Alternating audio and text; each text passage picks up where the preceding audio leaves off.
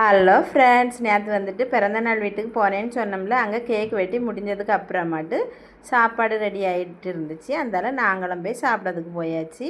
அப்புறமா அங்கே வந்து நைட்டு ஆனதுனால இடியாப்பமும் புரோட்டாவும் வச்சாங்க, சோறு வைக்கலை.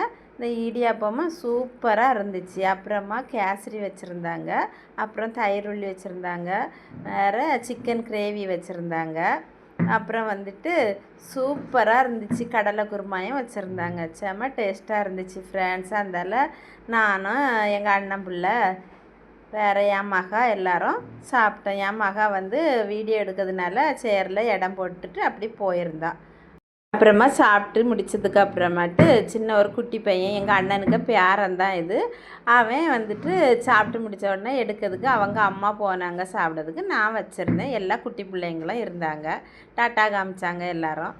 அதனால் அவங்களையும் ஒரு வீடியோ எடுத்துகிட்டு அப்படியே வீட்டுக்கு இனி கிளம்பலாம் அப்படின்னு சொல்லிட்டு கிளம்பிட்டோம் ஃப்ரெண்ட்ஸ்.